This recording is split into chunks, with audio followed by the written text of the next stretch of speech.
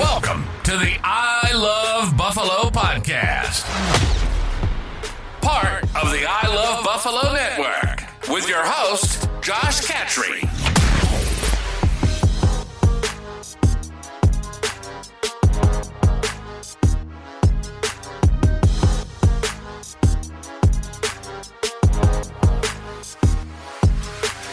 Aloha, Buffalo. Welcome to the I Love Buffalo podcast, episode 1. My name is Josh Catry, and I'll be your host. Today on the podcast, Buffalonians raised $100,000 for Mark Andrews Foundation, a ship is stuck in the ice outside the North Gap, and Melinda wins the European Jiu-Jitsu Championship. All this and more on this episode of the I Love Buffalo podcast. Just 1,000 of your closest friends. Buffalo tattooed on your thigh. Sabo Highway's got its favorite brand. Singing our favorite song. Sing this with me. Josh is singing us to victory.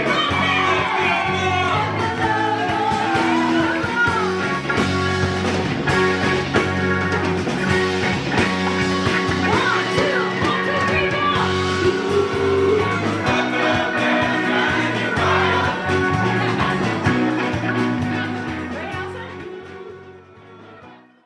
As someone who's grown up in Buffalo most of my life, to me, we've always had the mentality of being underdogs.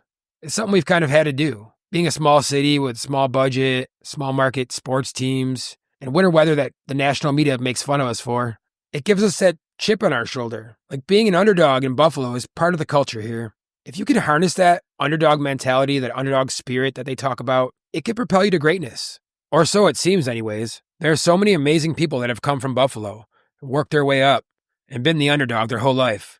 The one thing that a lot of successful people from Buffalo have in common is optimism. They had a vision, a plan. One of my favorite philosophers is a physicist from Oxford named David Deutsch, and he has what's called the principle of optimism. And to me, this is one of the most beautiful principles I ever heard. And it's simply this, that problems are everywhere. The universe is problems. And all problems that do not defy the laws of physics are solvable with the right knowledge. And I just think that's so elegant and a beautiful way to look at things when you have a problem. You're searching for the knowledge to try to solve it. As long as it doesn't defy the laws of physics, it should be possible. The question is, can you find the solution in time? When we look at all the different people in Buffalo that have been successful, they had to use the underdog mentality to grow. The one thing that seems to echo out between them all is optimism. To me, the lesson there is this. The underdog requires optimism to win. This being our first episode of this podcast, we don't want to have any limits or boundaries on what this podcast can talk about. We want to be able to talk about all different kinds of things, history of Buffalo, people in Buffalo, things going on in Buffalo, but also talk about philosophies and just lessons we've learned while living in Buffalo. We can cover news stories, Buffalo life, art, community, music, history, upcoming events. I've been fortunate. I've been really lucky that I've been a part of some special systems and businesses and communities and groups of people here. And I want to share some of the things I've learned from those communities with everyone. This town has so many amazing stories to tell, many that we can all benefit from. So really, that's what this podcast is going to be about. Speaking of awesome and interesting news stories of the week, let's highlight a few, starting off with Bill's Mafia. Bill's Mafia raised over $100,000 for type 1 diabetes research. This is for a charity that Mark Andrews holds near and dear to his heart. He is the tight end for the Ravens that dropped the crucial pass and had a fumble in the game. He just had a bad game. He's a really good tight end, had a bad game with a lot on the line. He took a lot of vitriol online from fans and from people that were upset with him. Bill's Mafia recognized that. They saw that what he was going through, and I think they had empathy for him. And this is why I love this city. We respond with kindness and love and empathy. We knew the exact feeling that Mark was feeling because we've been there. We've been there with the missed field goals, the missed opportunities, and we've had to coach ourselves through moments like that. That's not easy. That starts with not letting that moment define your whole life, right? So hopefully as a person, Mark does not let that moment define him. What Buffalo did was really classy. We've done this for like a lot of different charities, for a lot of teams that we've beat, or, the time that even when Lamar Jackson got a concussion when we played him, we donated to his charity. And this is just so awesome to see our city doing this. It's one of my favorite things. We see collective groups of people getting together and helping out others. And we do it when someone is going through a rough time, someone going through a concussion or someone had a bad game. It shouldn't define them or that person. Our community knows that, and we stand up for that. That's just awesome to see. Makes me love this town. Kudos to everybody who put that together and did that. That's just great. If you see awesome or brave or generous or kind things happening around us, shouldn't we honor that? So part of this podcast will dedicate some time to honoring things like that we see. If you guys see anything too, please, message us. If you have a news story you think we should cover or something interesting or fascinating, or things that are off the radar that are happening in Buffalo, please let us know about them in the comments on our social media and the email attached to this podcast. Next up is a story that I'm not going to lie, I'm a little bit obsessed with. My wife is too. We were talking about this, and that is the giant ship, the freighter ship that's out there stuck in the ice. And you can see it when you're driving on the Skyway into Buffalo. If you look out on the ice, there's just this big giant ship stuck out there. I'm not sure who makes these plans to have freighter ships go in and out of Buffalo Harbor in January, but it surely surprised me seeing this ship stuck out there. According to Channel 2 News, it will at least be another day or two before that ship can escape the ice. They're sending a bunch of other ships here to try to free it. So ships are coming from Canada and from other parts of the Great Lakes. They're coming together to try to free the ship. The ship is 663 feet long. It's huge. It looks like part of a city moving. It's called the Man-it-Tulin is the name of the ship. The ship had just dropped off wheat at the ADM facility back at the sand dunes off Route 5 there. And it left port during that real cold spell and made it outside the North Gap and ran into the big pot of ice out there. And now it's just stuck there. So there's a crew still on the ship. I was wondering this. According to the Coast Guard, there's 17 crew members aboard the ship, and they have 5 days of provisions to wait things out as the Coast Guard icebreakers break them free. Just before recording this podcast, I came back over the Skyway, and I could see several ships around the big ship now. So it looks like they're making some progress, but it is interesting to say the least. Apparently, some of these ships can break through 3 to 4 feet of ice, and they're also huge. These 240-foot giant ships are coming through to break the ice around this ship. It's super cool to see. Again, this is problem solving in groups, and it required many people to solve this problem. So as Buffalonians, we'll hold our breath and see how this all unfolds. But as of right now, the crew is still on the ship, and the ship is still stuck in the ice. The last thing I want to note this week is Melinda G. of Buffalo United Martial Arts won the European title for Jiu-Jitsu at Brown Belt for the IBJJF. Those of you that don't follow Jiu-Jitsu, the IBJJF is the biggest tournament circuit that exists. They do the World Championships, the Pan American Championships, and the European Championships. Those are the 3 biggest tournaments in the world for Gi Jiu-Jitsu. I want to stress to everyone out there how hard that is to do. So like if you woke up tomorrow and you decided you wanted to be a European champion in jiu-jitsu at any age or any rank, that would be such a hard goal to accomplish. I believe she's the first person from Buffalo to get a gold medal and win that title. Melinda put a ton of hard work into this. I'm one of the coaches, one of the black belts at Buffalo United Martial Arts where she trains. And this past year, she did a bunch of competitions, put herself out there, was vulnerable. She won a bunch. She had some losses. But those trials and tests made her ready for this bigger moment.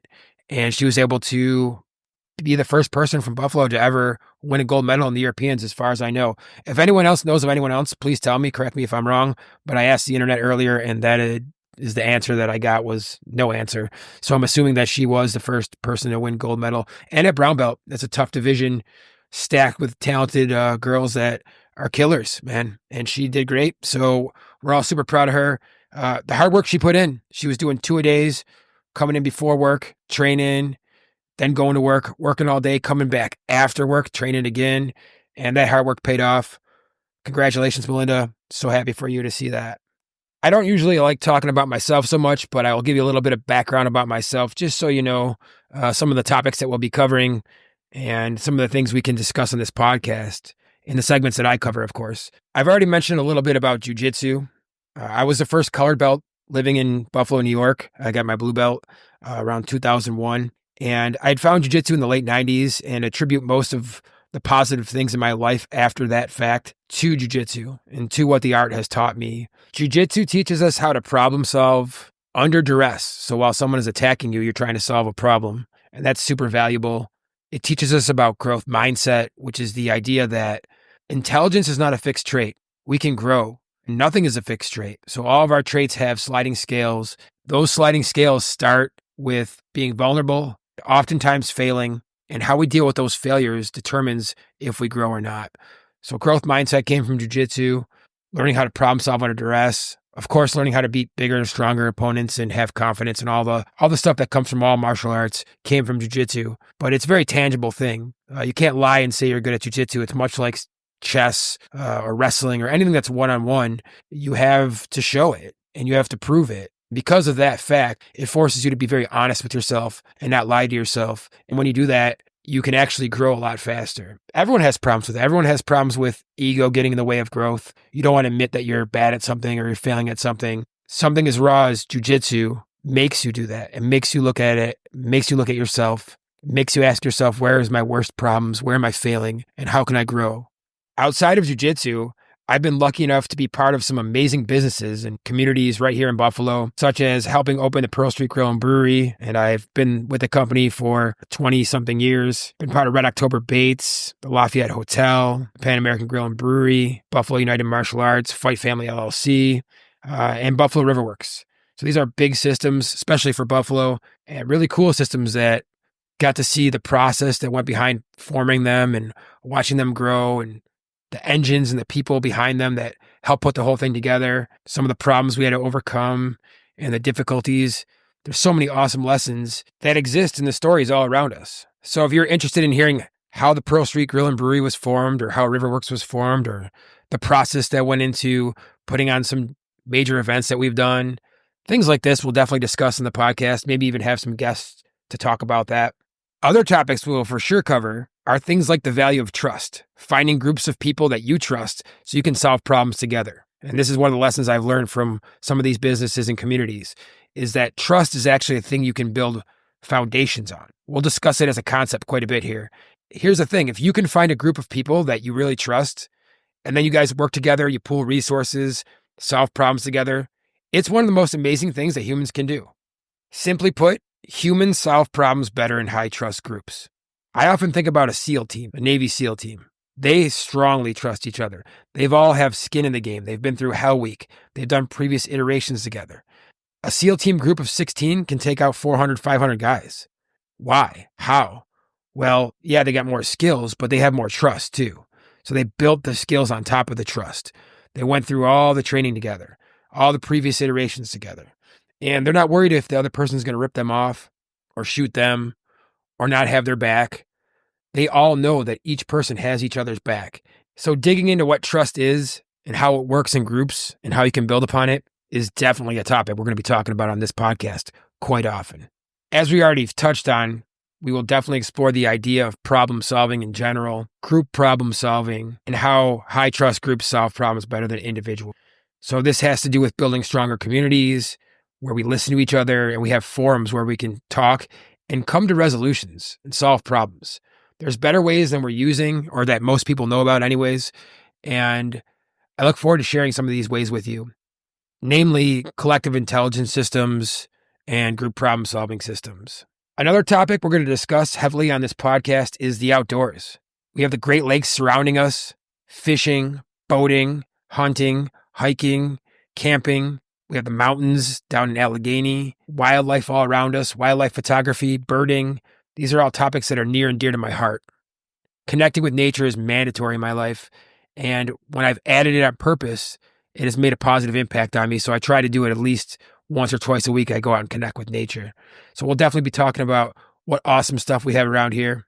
I've been super fortunate in my life that a lot of my close friends are some of the best fishermen in the area. I learned how to fish for muskies and bass and pike and perch, walleye, trout. So many awesome things to go fishing around here. If you've never gone fishing in the area and you live here, it's a shame, because this area is one of the best in the world. If you never did it, you should try it sometime. At least experience what the best freshwater fishing can be like before you decide whether or not if you like it or not. And it's just an awesome thing to do. Take kids out. They can have a blast and connect with nature. One of the companies I was part of, Red October Baits, is from Buffalo, New York. They're out in Lakeview right now, and they make fishing lures for muskies. I have another really close friend who makes trolling lures for muskies, and he carves fish out of wood. There's so many interesting avenues we can go down exploring just the outdoors alone. Tons of my friends are excellent birders, where they go out looking for birds and find birds.